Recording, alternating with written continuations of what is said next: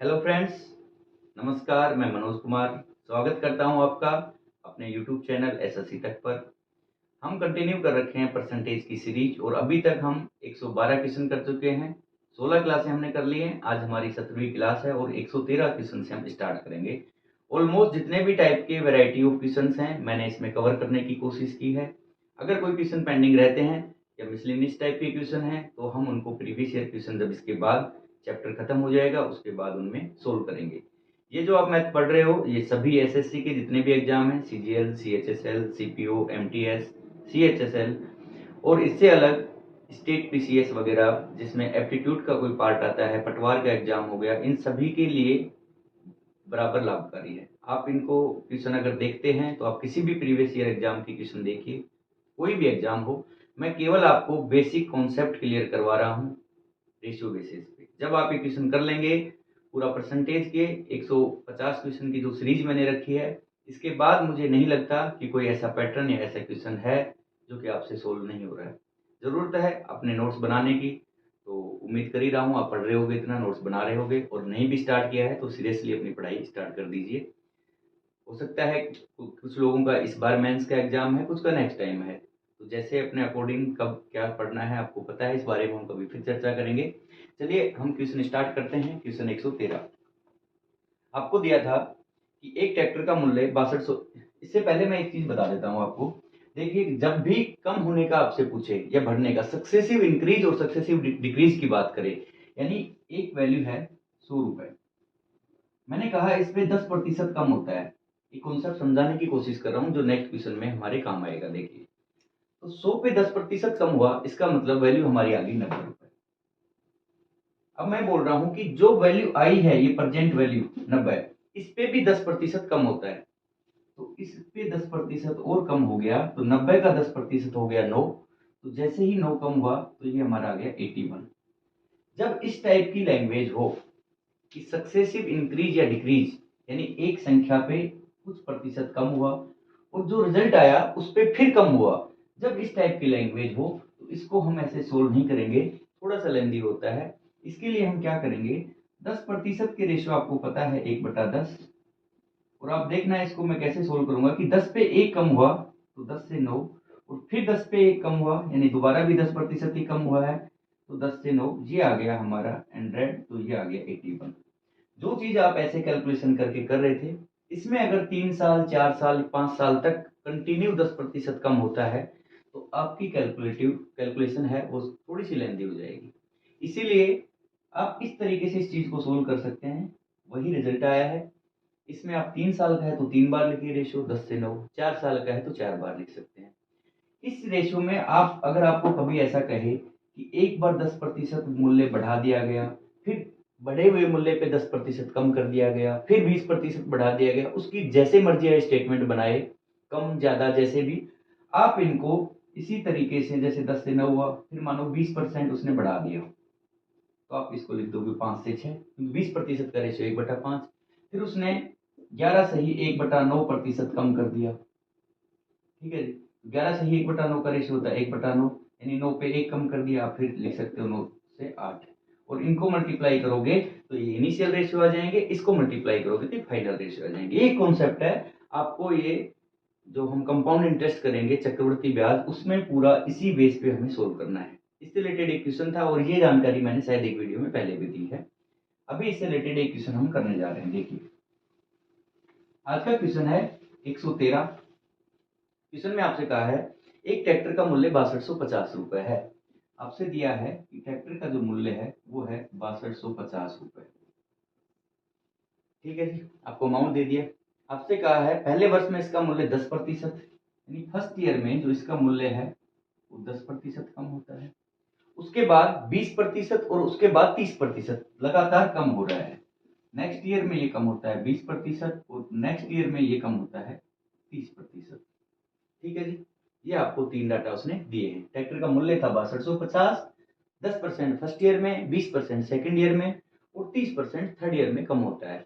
तो आप देखिए 10% के रेशियो हमारे होते हैं 1/10, 20% के रेशियो होते हैं 1/5 और 30% के रेशियो होते हैं 3/10। ये आपको पता है, ये हमने याद किया हुआ है, ठीक है। सेम जस्ट जो भी आपको कॉन्सेप्ट बताया आप वैसे ही इसका डाटा रखिए क्वेश्चन में, आपका इजीली आंसर आ जाएगा। पहले साल में 10 रुपए पे 1 कम हुआ, यानी मेरा पहला रेशियो आ गया 10 से 9। सेकंड में 20% कम हुआ, 20% का रेशियो था 1/5, यानी 5 रुपए पे 1 रुपए कम हुआ, तो मेरा रेशियो आ गया 5 से 4। ये अनुपात लिख रहा हूं मैं, ठीक है। और थर्ड ईयर में 30% कम हुआ, जिसके की रेशियो है 3/10, यानी 10 रुपए पे 3 रुपए कम हुआ, तो रेशियो आ गया मेरा 10 से 7। अगर मैं इन तीनों को मल्टीप्लाई करता हूं तो ये आ गया 100 इंटू 5 500, और इसका मल्टीप्लाई करता हूं तो 36 इंटू 7 42, और 4 30 4 25 252। यानी अगर मेरा मूल्य ट्रैक्टर का वर्तमान 500 रुपए है तो 3 साल में ये 252 हो जाएगा। क्यों? क्योंकि लगातार 10% कम हुआ, और जो कम होने के बाद जो वैल्यू आई थी उस पे 20% कम हुआ था, फिर जो वैल्यू आई थी उस पे 30% कम हुआ था। इसी लैंग्वेज को बोलते हैं हम सक्सेसिव डिक्रीज।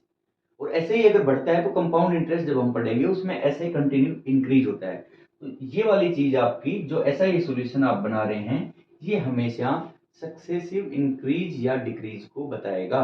तो आप ये याद रखिए, जब भी ऐसी लैंग्वेज दिखे आप इस तरीके से क्वेश्चन सोल्व कर सकते हैं। समझ में आ गया होगा? बहुत ही आसान भाषा में बहुत ही सिंपल तरीके से बताने की कोशिश कर रहा हूँ। अभी आपको दिया है इसकी इनिशियल वैल्यू 500 रुपए, उसने कहा है कि 6250 है, यानी इस 500 रुपए के बराबर आपको 6250 दिया है। पूछा है 3 साल बाद क्या होगा। 500 रुपए 3 साल बाद बनता है 252, तो 6250 क्या बनेगा? सीधा सीधा मल्टीपल यहाँ से अगर मैं इसको देखता हूँ, 0 से 0 कट गया। या फिर आप ऐसे भी लिख सकते हो इसको कि वो 500 को बता रहा है 6250, एक को बताएगा वो, ये 500 डिवाइड में आ जाएगा, और मुझे वैल्यू चाहिए 252 की, तो 252 से कर दूंगा मल्टीप्लाई। ठीक है जी, 252। अब हम इसको सोल्व करते हैं तो हमारा 3 साल बाद का मूल्य आ जाएगा। देखिए सोल्व कर लेते हैं, ये इससे कट गया। अगर मैं इसको 5 से काटता हूं तो ये आ गया 10, और ये आ गया 125। 125 इंटू 252, ये मुझे मल्टीप्लाई करना है, तो 125 गुणा 2 हो गया 250, कैरी आ गया 25।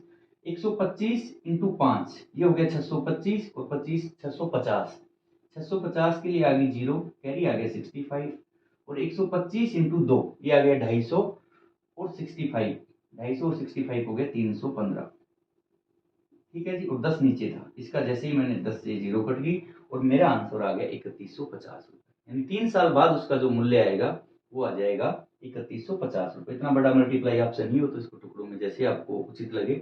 वैसे मैं तो यही कहूंगा, सीधी सीधी चीजें, 25 का मल्टीप्लाई से आप कितना भी कर सकते हो, 100 का 75 का आसानी से मल्टीप्लाई हो जाता है। ठीक है, तो हमारा 3 साल बाद का मूल्य आ गया 3150। सीधी स्पष्ट अगर इसमें बात देखें तो ये है, जब भी आपको सक्सेसिव इंक्रीज या डिक्रीज की बात करें तो आपको ये वाला फॉर्मूला फॉर्मेट याद रखना है। इस फॉर्मेट में जो रिजल्ट निकलेगा, ये रिजल्ट सक्सेसिव इंक्रीज यानी क्रमागत बढ़ोतरी या क्रमागत जो वैल्यू घटती है उसका रिजल्ट है। और हमने परसेंटेज के रेशियो लिखे थे, उसके बाद हमारा रेशियो आया 500 से 252। 500 की वैल्यू हमें दे रखी थी 6250, क्योंकि 500 वर्तमान मूल्य है, 252 हमारा 3 साल बाद का मूल्य है। तो अगर 500 के बराबर 6250 दिया हुआ था तो एक की वैल्यू निकालने के लिए 6250 डिवाइड 500, और हमें वैल्यू चाहिए 252 की इंटू 252, और हमारा आंसर आ गया 3150। समझ में आ गया होगा, जो कि इसका ऑप्शन सी है। चलिए नेक्स्ट क्वेश्चन देखते हैं, 114। 114 में आपसे कहा है, अभी सभी एक टाइप के क्वेश्चन है। ऐसे क्वेश्चन आपको फ्रीक्वेंटली किसी भी एग्जाम में एक या दो क्वेश्चन दिख जाएगा, आप इनको अच्छे से समझिएगा। ये वेन डायग्राम के क्वेश्चन है, ये कभी कभी रीजनिंग से भी आपको दिख जाएंगे। ठीक है, एक परीक्षा में 65% छात्र गणित में तथा 48% छात्र फिजिक्स में तथा 30% छात्र दोनों में पास होते हैं।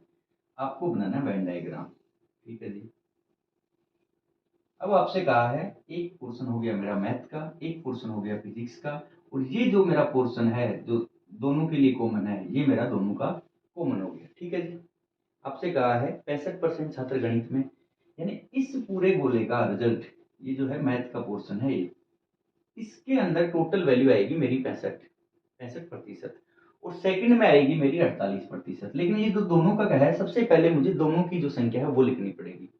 ठीक है, तो दोनों में पास होते हैं मेरे 30%। ये 30 इसके लिए भी काउंट होगा और इसके लिए भी काउंट होगा, क्योंकि दोनों में पास हो रहे हैं। ठीक है, 65% गणित में, तो देखिए 30 तो ऑलरेडी हो गए।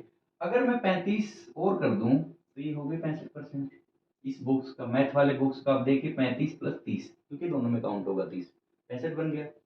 सिमिलरली जो फिजिक्स है उसमें पास हो रहे हैं आपके 48, तो 30 ऑलरेडी हो गए, तो 18% ये फिजिक्स में पास हो गए। तो ये मेरे पास होने वाले छात्र आ गए।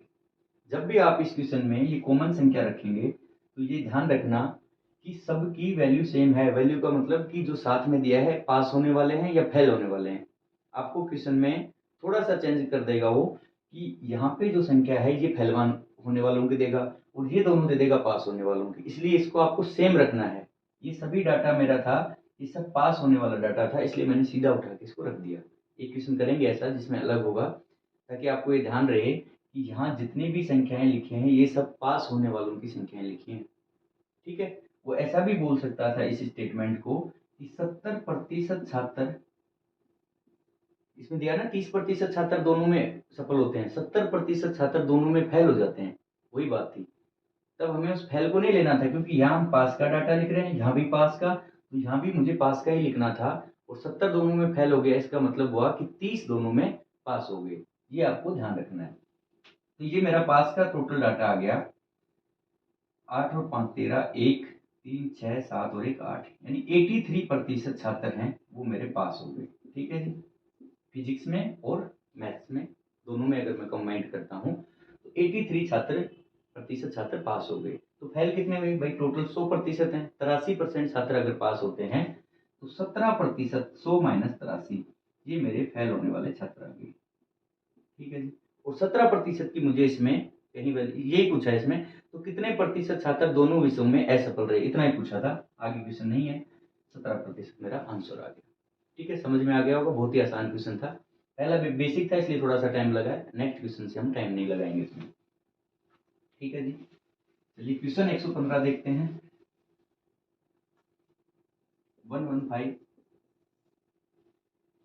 115 में आपसे कहा है किसी गांव में, ऐसे 5 से 6 क्वेश्चन करेंगे तो आपको अच्छे से कॉन्सेप्ट क्लियर हो जाएगा। बहुत धीरे समझाने की कोशिश कर रहा हूँ, ठीक है, बस अपना ध्यान कॉन्सेंट्रेट रखिए, अच्छे से समझने की कोशिश करें, नोट्स बनाते रहें। एक पढ़ने वाले एक अच्छे विद्यार्थी की तरह बैठ के अपनी नोटबुक लेके फिर पढ़ें। ऐसे नहीं कि सो के वीडियो देख रहे हैं, पता लगा बस देखनी है, ऐसे नहीं है। रिवाइज कर रहे हैं बात अलग है, तो भी एक पोस्चर आपका ठीक होना चाहिए। ठीक है, बाकी आपको जैसे सुविधाजनक हो। क्वेश्चन 115 है, किसी गांव में 42% व्यक्ति चाय तथा 47% व्यक्ति कॉफी पीते हैं और 15% दोनों पीते हैं। हमें सबसे पहला इस वेन डायग्राम में यही देखना है कि दोनों के लिए क्या रिजल्ट दिया है। चलिए फिर से मैं एक वेन डायग्राम बनाता हूं। ठीक है जी, ये मेरा आ गया चाय के लिए और ये आ गया कॉफी के लिए। ठीक है जी, ये वाला जो कॉमन पोर्शन है ये आएगा दोनों का। तो आपसे कहा है कि 15% दोनों पीते हैं, तो सबसे पहले मैंने इसमें वैल्यू रखी 15%। ठीक है, जो दोनों का आ गया। आपसे कहा है कि 42% चाय पीते हैं, तो 15 तो भाई ये हो गए। आपको देखना है 42 माइनस 15, तो ये आ गया आपका 27%, यानी 27 केवल चाय पीते हैं। ये ओनली चाय वाले आ गए। ठीक है, टोटल तो 42 है, लेकिन इसमें 15 ऐसे हैं जो कॉफी भी पीते हैं, तो ये आ गए आपके केवल चाय वाले। इनको शामिल कर देते हो तो ये 42 बन गया। ये आ गए चाय के साथ 15 कॉफी पीने वाले भी। और इसमें कहा है कि 47% कॉफी पीते हैं टोटल, तो 47 में से मेरा 15 तो ये हो गया, तो मेरा बच गया 32%। देखो 32 प्लस 15 हो गया 47, यानी कॉफी वाले मेरे बॉक्स का टोटल देखता हूँ तो मेरा आ गया 47%। और अगर मैं चाय वाले मेरे बॉक्स का टोटल देखता हूँ तो ये आ गया मेरा 30 और 12 42%। ठीक है जी, इसका मतलब ये सब लोग चाय कॉफी कुछ ना कुछ पी रहे हैं। आपसे क्या पूछा है कि कितने प्रतिशत व्यक्ति हैं जो दोनों पेय नहीं पीते हैं, ना वो चाय पीते हैं ना वो कॉफी पीते हैं। तो आप देखिए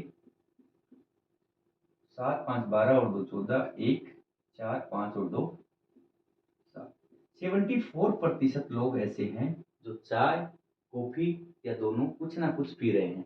तो भाई अगर 100 में से मैं इसको घटा देता हूँ तो 26% लोग ऐसे आ गए जो ना चाय पी रहे हैं और ना ही कॉफी पी रहे हैं। यही आपसे पूछा था। 26% ऐसे आ गए हैं जो ना चाय पी रहे हैं और ना कॉफ़ी पी रहे हैं। इसका ऑप्शन आ गया डी। ठीक है, समझ में आ गया होगा, बहुत ही आसान था। इसमें बस आपको ये ध्यान रखना है कि ये क्या है, ये केवल चाय वाले हैं, ये दोनों हैं, और ये 32 केवल कॉफ़ी वाले। एक-एक डाटा के बारे में आपको पता होना चाहिए। और सोल्व करने के लिए हम सबसे पहले जो कॉमन संख्या है वहाँ से स्टार्ट करेंगे। ठीक है, चलिए जी क्वेश्चन देखते हैं। 116 एक परीक्षा में 36% छात्र हिंदी में फेल हो जाते हैं, 42% छात्र अंग्रेजी में फेल हो जाते हैं और 70% दोनों में पास होते हैं। ये देखिए स्टेटमेंट, यही मैं आपसे कह रहा था। ऊपर आपको हिंदी और इंग्लिश इन दोनों में दिया है फेल होने वाले, और तीसरा जो कॉमन स्टेटमेंट था वो दे दिया पास होने वालों का। और मैंने कहा था इस क्वेश्चन को सोल्व करने के लिए तीनों स्टेटमेंट में या तो हम फेल वाले लेंगे या पास वाले लेंगे। तो हम जो लास्ट वाला जो कॉमन स्टेटमेंट है कि 70% दोनों में पास होते हैं, तो भाई जब 70 पास हो गए तो फेल कितने हुए फिर 30%। और ये हम बना रहे हैं फेल वाला। ठीक है, फेल 30 हो गए क्योंकि हमें अलग अलग जो दिया था वो फेल वालों का दिया था, इसलिए कॉमन भी फेल वाला डाटा ही लिखना पड़ेगा जो फेल हो गए। ठीक है, तो आपसे कहा है 36% छात्र हिंदी में फेल हो जाते हैं, तो 30 तो ये हो गए, तो 6% ऐसे बच गए जो केवल हिंदी में हो गए। प्रतिशत ना लिखूं तो भी कोई बात नहीं है। ठीक है, 30 ये हो गई, ये हम बात कर रहे हैं हिंदी की, और दूसरा इसमें हमारा सब्जेक्ट है इंग्लिश। ठीक है,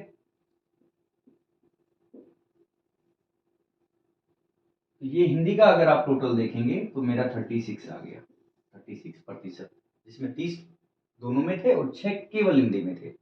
दूसरे स्टेटमेंट में कहा है कि 42% छात्र अंग्रेजी में फेल होते हैं, तो भाई जब 42 होते हैं तो 30 तो ये हो गए, इसका मतलब 12 छात्र अगर और ऐड कर दूं मैं, तो ये इस बॉक्स का जो इंग्लिश वाला मेरा बॉक्स है इसका टोटल आ गया 42। इंग्लिश में फेल होने वाले आ गए 42%। अच्छा, कुल फेल कितने हुए आपको इन तीनों का ऐड करना है। 30 और 12 42 और 6 48, यानी 48% छात्र हैं वो क्या हो गए फेल। तो टोटल 100 थे, अगर 48% फेल हो गए तो पास होने वाले कितने बचे 52%, यानी कि 52% छात्र इसका मतलब क्या हुए हैं पास हुए हैं।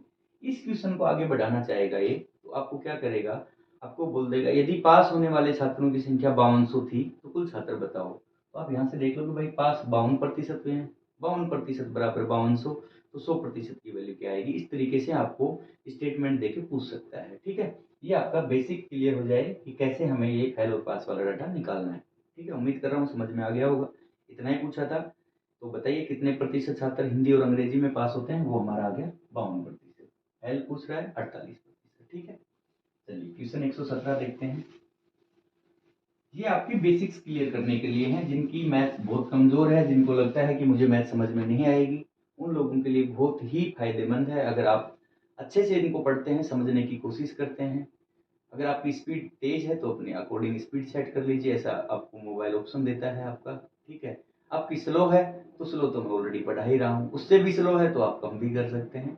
वैसे मुझे नहीं लगता अगर आप कंपटीशन की तैयारी कर रहे हैं तो आपकी स्पीड इतनी स्लो होगी, और है तो भी कोई बड़ी बात नहीं है। हर चीज़ पे हम महारत ही हासिल कर सकते हैं, लेकिन बस थोड़ा सा समय लगता है। अगर अभी आपका बेसिक्स क्लियर नहीं है, वीक है, क्योंकि 10th के बाद बहुत से लोग हैं जो आर्ट्स बैकग्राउंड से होंगे, तो 10th के बाद उनका कभी मैथ्स से पाला नहीं पड़ा है, अभी मजबूरी हो गई कि किसी एग्जाम में मैथ्स आ रहा है तो आपको पढ़ना पड़ेगा। तो उसके लिए मूल मंत्र यही है, एक बार अपने बेसिक्स क्लियर कीजिए, हर क्वेश्चन को 4-5 बार देखिए, हर टाइप के क्वेश्चंस देखिए। 6 महीने में आप उसी लेवल पे आ जाएंगे जहाँ लोग तैयारी करके बैठे हुए हैं। बस ज़रूरत है आपकी कंटिन्यूस एफर्ट की, लगातार मेहनत करने की, और बिना मेहनत के सफलता का कोई शॉर्टकट नहीं है, कोई मूल मंत्र नहीं है। ऐसा कोई दुनिया में आदमी नहीं है कि बिना मेहनत की ज़िंदगी में सफल हो गया। अब चाहे किसी भी फील्ड में हो, चाहे तैयारी की बात हो, चाहे बिजनेस की बात हो, या कोई भी ऐसा मुझे फील्ड बताइए कि बिना मेहनत के सक्सेस है। देखो पढ़ना तो पड़ेगा, अगर जॉब चाहिए तो पढ़ना पड़ेगा। वो पढ़ना है तो फिर अच्छे से पढ़ लीजिए, बार बार मत कीजिए, एक ही बार में अपना काम करके फ्री हो। ठीक है, क्योंकि जब आपको पता है सारी चीजें लग रही हैं, पूरे संसाधन आपके फैमिली से, पैसा, घर, समय, जब सब चीजें आप दे रहे हो तो क्यों फिर इतना डिले कर रहे हो। क्यों ना उसी चीज को बेहतर तरीके से कर ली जाए, क्योंकि आज नहीं तो कल आपको डिफिकल्टीज तो फेस करनी पड़ेगी। अगर आज आप आसान जिंदगी जी रहे हैं, मेहनत करने से बच रहे हैं, तो पूरी लाइफ मेहनत करनी पड़ेगी। और सरकारी नौकरी का सबसे बढ़िया फंडा है, आपको 2 या 3 साल मेहनत करनी है, 60 साल आपको इतनी मेहनत तो नहीं करनी पड़ेगी जितनी कॉम्पिटिशन एग्जाम में कर रहे हैं। या फिर जॉब नहीं लगी तो जितनी बाहर की दुनिया में आपको मेहनत करनी पड़ेगी उससे थोड़ा सा आपको कम करना पड़ेगा, एक ज़िंदगी की श्योरिटी है आपकी कि हाँ मेरी लाइफ टाइम सैलरी आ जाएगी। अभी आप देख रहे हो, अगर ये कंपेयर करोगे सरकारी और प्राइवेट नौकरी का, तो कोरोना काल में कितने लोगों को नौकरी से निकाल दिया गया था। या बेहतर समझते होंगे आप इन चीज़ों को। जो काम कर रहे हैं अच्छे से कीजिए, इससे ज़्यादा मैं कुछ नहीं कहूँगा। आपकी उम्मीदें जुड़ी हैं, आपके परिवार की उम्मीदें जुड़ी हैं आपसे, बहुत लोग चाहते हैं आपका सिलेक्शन हो।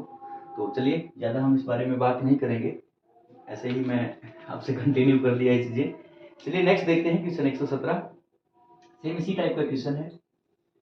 क्वेश्चन 117 में आपसे कहा है कि एक ऑफिस में 55% व्यक्ति चाय पसंद करते हैं और 64% व्यक्ति कॉफी पसंद करते हैं। ये देखिए आपको कहा है कि 55% व्यक्ति हैं। अब ये इसका पूरा कंप्लीट टोटल आ गया। ये हो गए चाय वाले, कॉमन इसमें आपको नहीं दिया है, ठीक है। और 64 व्यक्ति हो गए कॉफी वाले। ये हो गए आपके कॉफी वाले। तो आप बताइए, टोटल तो 100% ही हो गए। ये ज्यादा कितना गया? ये टोटल कितना हुआ? 5 और 4 9, ये तो 119% हो गया। इसका मतलब जो 19% जो एक्स्ट्रा आ गया, ये तो दोनों वाला आ गया। और आपसे यही पूछा है इसमें कि 760 व्यक्ति दोनों पीना पसंद करते हैं, तो कुल कितने व्यक्ति थे? तो ये जो एक्स्ट्रा आ गया ना 19%, टोटल 100% है, तो 19% लोग ये आपके ऐसे आ गए जो कि दोनों पीना पसंद कर रहे हैं। और 19% की आपको वैल्यू दी है 760, तो 1% की वैल्यू आ गई 19 चौक 76 40, और 100% यानी टोटल जो हमारा होगा फिर वो आ गया 4000। जब 1% 40, दो दो जीरो दोनों साथ लगा दीजिए, तो टोटल आपका आ गया 4000। यानी कि कुल जो उसमें दोनों कुल व्यक्ति पूछा आपसे, कुल व्यक्ति कितने थे, जो कि आपके आगे 4000। समझ में आ गया होगा। जब टोटल 100 से ज्यादा जा रहा था, हमने देखा 119 आ गया, टोटल तो 100 ही थे, तो 19% जो लोग एक्स्ट्रा आए वो दोनों पी रहे थे, चाय और कॉफी। 19% की वैल्यू आपको दी थी कि 760 व्यक्ति ऐसे हैं जो चाय और कॉफी पीते हैं। 19% बराबर 760, जैसे इसको काट दिया तो मेरे पास 100% की वैल्यू आ गई 4000। यानी कि 4000 लोग ऐसे हैं जो चाय और कॉफी दोनों पीना, सॉरी 4000 व्यक्ति टोटल आ गए, और बाकी आपको इसमें दिया ही था, ठीक है। तो इसका आपका आंसर आ गया ऑप्शन डी। 117 क्वेश्चन हमारे हो गए, ठीक है।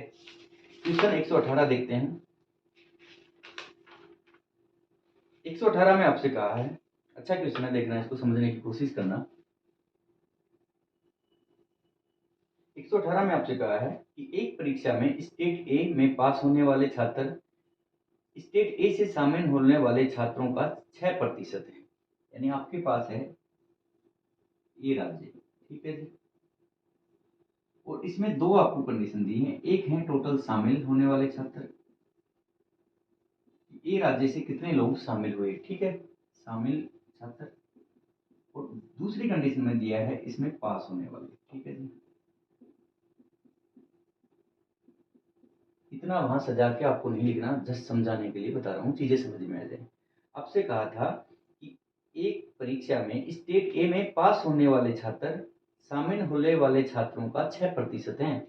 यानी अगर 100 छात्र शामिल हुए हैं ए राज्य से, तो पास हुए 6 छात्र, उसने कहा 6% है, ठीक है। ये मैंने जूम कर लिया कि 100 छात्र शामिल हुए तो 6 बच्चे पास हो गए, एक स्टेटमेंट से मैंने बना दिया। नेक्स्ट आपसे कहा है स्टेट बी में, यानी एक और बात कर रहा है, तो मैं लिखता हूँ बी राज्य। स्टेट बी में ए के बराबर छात्र शामिल हुए, यानी इसमें भी 100 ही छात्र शामिल हुए। ये आपको दे दिया है कि टोटल जो छात्र शामिल हुए हैं वो इसमें भी 100 ही है, ठीक है जी। यहाँ लिखता हूँ शामिल छात्र,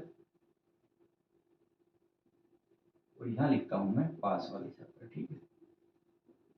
तो आप देखिए, इन्होंने कहा है कि बी राज्य से भी उतने ही छात्र शामिल हुए हैं जितना कि ए से होते हैं, और ए से कुल छात्र कितने थे 100, तो बी से भी 100 छात्र परीक्षा में शामिल हो गए। उसके बाद में आपसे कहा है कि बी स्टेट में ए के बराबर छात्र शामिल हुए, हमने नोट किया, और उनका 7% पास हुए। यानी इस राज्य में पास हुए इस 100 का 7%, जो कि आ गया 7। समझ में आ गया, जितना कहा है उतना हमने नोट किया। दो राज्य हैं, 100 छात्र शामिल हुए, यहाँ 6 पास हुए, यहाँ पे बी राज्य में 100 शामिल हुए तो 7 छात्र पास हुए। अब आपसे कहा है कि यदि स्टेट बी में पास होने वाले छात्र ए में पास होने वाले छात्रों से 80 अधिक हैं, यानी यहाँ तो 6 पास हो रहे थे, यहाँ पे 7 पास हो रहे हैं, तो मेरे अकॉर्डिंग तो भाई एक ज्यादा है। उसने कहा एक नहीं 80 ज्यादा है, यानी एक की वैल्यू आपको दी है 80 छात्र। एक पॉइंट की वैल्यू, ये जो हमारा माना है हमने 6 और 7, तो एक पॉइंट की वैल्यू आपको दे दी 80 छात्र। और अभी आपसे पूछा है तो परीक्षा में कुल कितने छात्र शामिल हुए थे, तो 100 तो इस राज्य के शामिल हुए थे और 100 इस राज्य के, तो कुल तो 200 छात्र हुए थे शामिल। कुल छात्र हुए थे मेरे 200। तो आप बताइए, जब एक की वैल्यू 80 है तो 200 की वैल्यू क्या आएगी, 200 इंटू 80, ठीक है। और ये मेरा आ गया 16,000, 16,000। तो दोनों राज्य से परीक्षा में शामिल होने वाले कुल छात्र जो आ गए वो आ गए 16,000, ठीक है। समझ में आ गया होगा, इसमें ऐसा कुछ भी नहीं था, 2 राज्य दिए थे, 100 छात्र हमने मान लिया। ए में पास होने वाले 6 थे, बी में भी टोटल कहा कि छात्र टोटल सेम है शामिल होने वाले, और पास होने वाले यहाँ 7% थे। दोनों का डिफरेंस आया मेरा 1, 1 के बराबर उन्होंने कहा था कि 80 का फर्क है। तो जब 1 की वैल्यू 80 आ गई तो कुल छात्र थे 100 प्लस 100 200, 200 इंटू 80, तो मेरा आ गया 16,000, ठीक है, जो कि इसका ऑप्शन डी है। चलिए 118 हो गया, आप समझ रहे हैं, उम्मीद कर रहा हूँ आपको समझ में आ रहा है, ठीक है। आज नहीं तो कल आप क्लास देख रहे होंगे, जब भी देखें जरूर कमेंट कीजिएगा, बताइएगा कि और क्या सुधार करके क्या इम्प्रूवमेंट किया जा सकता है और क्या चीजें आपको और समझाई जा सकती हैं, ठीक है। क्वेश्चन 119 देखते हैं। 119 में आपसे कहा है, एक परीक्षा में शामिल होने वाले छात्र और छात्राओं का अनुपात 3:2 है।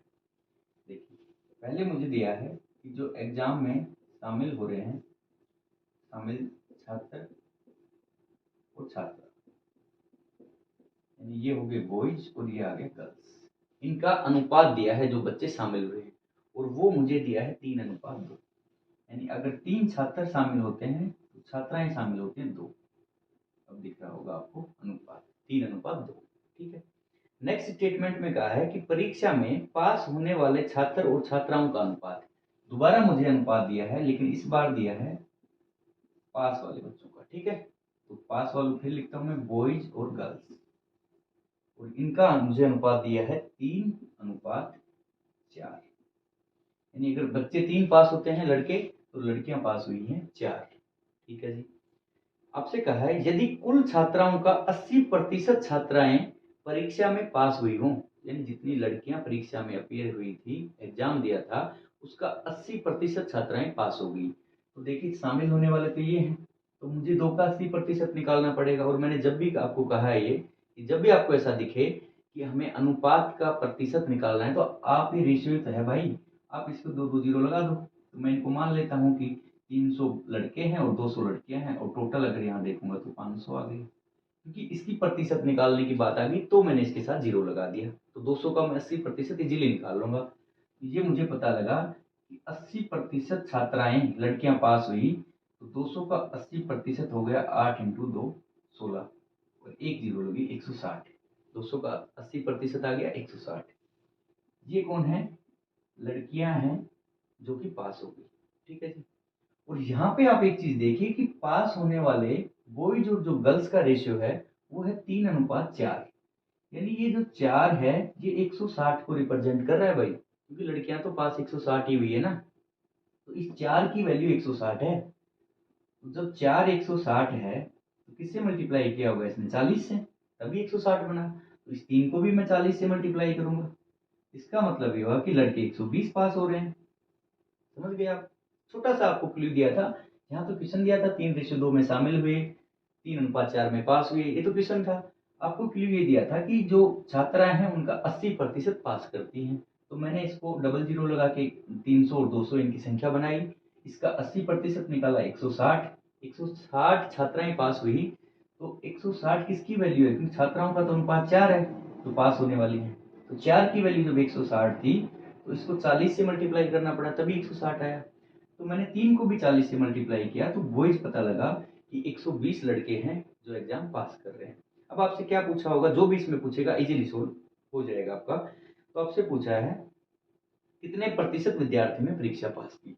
अरे भाई ये तो आ ही गया, 160 तो बॉयज ने पास किया है, 120 और 160 लड़कियों ने, तो ये मेरा आ गया 280। यानी ये 280 कुल पास होने वाले छात्र और छात्राएं हैं, कुल पास विद्यार्थी है 280। ठीक है जी, ये समझ में आ गया होगा।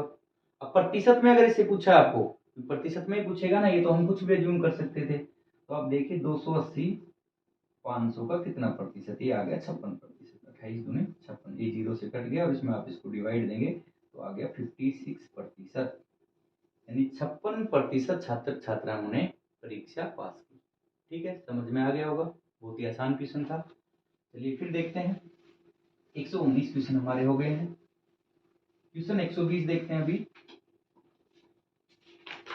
120 में आपसे कहा है, एक परीक्षा में एक छात्र 45% अंक प्राप्त करता है और 35 अंकों से फेल हो जाता है। इस टाइप के भी आपको एक दो क्वेश्चन किसी न किसी एग्जाम में प्रतिशत से जरूर दिख जाएगा। ठीक है, ये बहुत ही रिपीटेड क्वेश्चन है, कोई बहुत नया मटेरियल नहीं है, कभी भी नया नहीं आता है। जो चीजें बननी है वो बन चुकी हैं। अगर आपने बेसिक्स क्लियर कर लिए तो कभी 19-20 ऊपर नीचे क्वेश्चन में स्टेटमेंट करेगा तो आप समझ जाओगे उस चीज को। आप ये जो अभी तक मटेरियल है मार्केट में, जितने भी एग्जाम में आए हुए क्वेश्चन, इनको एक बार आप करते रहिए, बेसिक्स स्ट्रॉन्ग कीजिए, उसके बाद आपको कहीं भी दिक्कत नहीं आएगी मैथ में।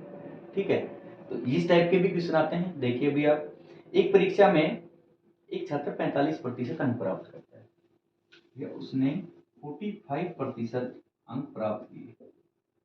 ठीक है जी, और वो 35 अंकों से फेल हो गया, ये फेल हो गया 35 मार्क्स से, 35 अंकों से। तो आप एक बात बताइए, 45% तो उसने लिया है, अगर उसको 35 अंक और मिल जाते तो वो पास हो जाता है। तो मैं यहाँ साइड में लिखता हूँ कि इसको पास होने के लिए क्या चाहिए था, उसको पास होने के लिए चाहिए 45% प्लस, क्योंकि 35 अंकों से फेल हुआ है ना, तो मान के चलो उसको 35 अंक और आ जाते हैं, ये लो 45% में, तो ये वो पास हो गया ना, ये उसका पास का डाटा आ गया। ठीक है, अभी आपसे इसमें एक स्टेटमेंट और दिया है साथ में, वो आपको दिया है, यदि वह 350 अंक प्राप्त करता है, यानी इसके बराबर, उसने कहा है 45% अंक प्राप्त करता है और 35 अंकों से वो फेल हो जाता है। यदि वह छात्र 350 अंक प्राप्त करता है तो वह केवल पास कर जाता है, यानी पास के लिए जो मार्क्स है ना वो 350 हैं। तो यही तो मैंने लिखा कि इसके बराबर अगर मैं 350 करता हूँ तो छात्र पास हो जाता है। ठीक है, तो आपसे यही पूछा है इसमें, तो परीक्षा कुल कितने अंकों की थी, यानी 100% जो मार्क्स है ना वो कितना था। कर लीजिए सोल्व। 45% बराबर, इसको जैसे ही मैं इसमें से माइनस करूंगा तो ये आ गया 315। 1% की वैल्यू निकालूंगा तो 45 इसके डिवाइड में आएगा, डिवाइड 45, और मुझे निकालना है 100%। कुल परीक्षा तो अंक देखोगे तो 100% इंटू 100। ठीक है, काट देते हैं इसको, 5 से काट दिया, ये आ गया 20, इसको 9 से काट देता हूँ, 9 की 27, 4 तो 45। ठीक है, और 35 इंटू 2 70, एक जीरो लगी हुई 700, यानी वो जो परीक्षा थी मेरी वो थी 700 अंक। ऑप्शन सी आंसर इसका आ गया। ठीक है, इस टाइप के और भी जो स्टेटमेंट के क्वेश्चन है हम नेक्स्ट क्लास में सोल्व करेंगे उनको। ये समझ में आ गया होगा, नहीं आया तो एक बार फिर बता देता हूँ। 45% अंक उसने प्राप्त किए लेकिन फिर भी 35 अंकों से फेल हो गया। इसका मतलब 45% अंक और 35 अगर उसको और मिल जाते तो वो पास हो जाता, और आपसे कहा है कि पास मार्किंग 350 है, तो ये स्टेटमेंट इसके बराबर हो गया कि 45% प्लस 35 अंक बराबर 350, ये पास मार्किंग था, इसके बराबर रखा। 35 इधर से माइनस हुआ, बचा 315।